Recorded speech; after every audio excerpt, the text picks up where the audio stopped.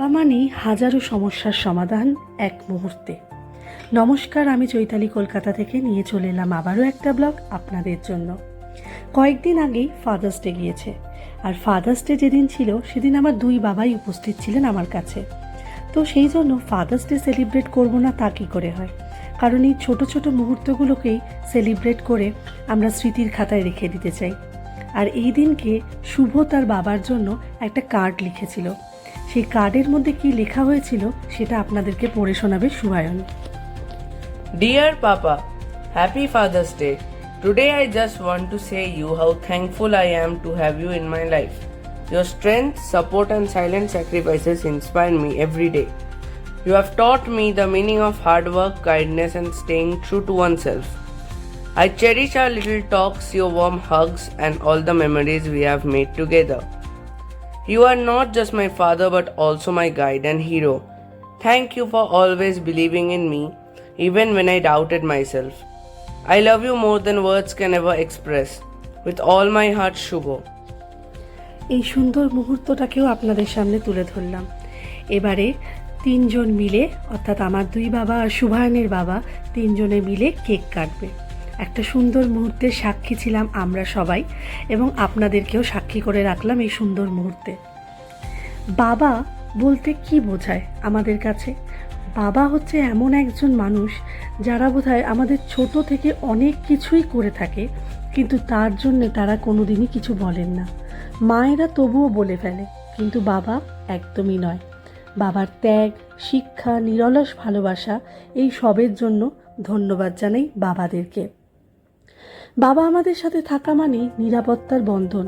বাবার মমতা আমাদেরকে আত্মবিশ্বাসী হতে শেখায়, ভরসা দিতে শেখায়, তুই পারবি, তোর পাশে আমি আছি। খুব সুন্দর সুন্দর মুহূর্তগুলোকে ক্যামেরাবন্দি করেছিলাম। আমার ননদ এখানে থাকেন না, থাকেন হচ্ছে ব্যাঙ্গালোরে। তো সেদিনকে যেহেতু উপস্থিত ছিল না, তো আমার ননদকে ভিডিও কল করা হয়েছিল যাতে সেও এই সুন্দর মুহূর্তে সাক্ষী হতে পারে। তো ভিডিও কলের মাধ্যমে সেও তার বাবাকে হ্যাপি ফাদার্স ডে উইশ করেছে। এই সুন্দর সুন্দর ছোট ছোট মুহূর্তগুলোকেই আমরা ক্যামেরাবন্দি করে নিয়েছিলাম, আমাদের স্মৃতির মণিকোঠায় রেখে দিয়েছিলাম। বাবা আসলে আমাদের প্রথম শিক্ষক, বন্ধু, গাইড, উদাহরণ। তার কথায় নয় বরং আচরণে তাদের কাছ থেকে আমরা শিখি। পিতা যেমন থাকে ছেলেমেয়েরা তেমনভাবেই বেড়ে ওঠে। বাবার সবচেয়ে বড় গুণ কি বলুন তো? কিছুই যদি আমরা বাবার কাছে চাই, বাবা কিন্তু কখনোই না বলে না। সবটুকু দিয়েও তিনি চেষ্টা করে থাকেন, বলেন না কখনোই যে পারবো না। বাবার ভালোবাসা সব সময় থাকে অগোচরে, কিন্তু সব সময় আমরা সেটাকে অনুভব করতে পারি। এই যে সুভায়ন তার বাবার জন্য যে কার্ডটা তৈরি করেছিল, সেই কার্ডটা সে একবার আপনাদের সামনে তুলে ধরলো। আর এই যে ক্ষুদ্র ক্ষুদ্র কিছু উপহার বাবাদেরকে আমি এবং আমার ননদ মিলে, আমরা সবাই মিলে বাবাদেরকে উপহার দিয়েছিলাম। এই সুন্দর সুন্দর মুহূর্তগুলোই রেখে দিতে চাই আমাদের মণিকোঠায়। যে বাবাদেরকে নিয়ে একসঙ্গে ক্যামেরাবন্দি করে সুন্দর সুন্দর ফটো তুলেছি, যাতে সেই সুন্দর মুহূর্তগুলো সারা জীবন আমাদের কাছে থেকে যায়। বাবা হলেন সেই ব্যক্তি যিনি নিজের স্বপ্নগুলোর পাশে রেখে আমাদের সন্তানদের স্বপ্নগুলোকে উড়তে দিয়েছেন আকাশে।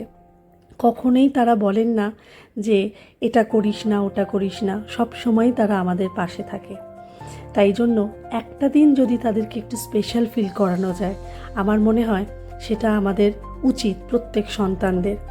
সারা বছরই হয়তো ফাদার্স ডে, কিন্তু একটা দিন কোনো মানুষকে যদি স্পেশাল ফিল করানো যায়, তাহলে বোধহয় তারাও খুশি হন।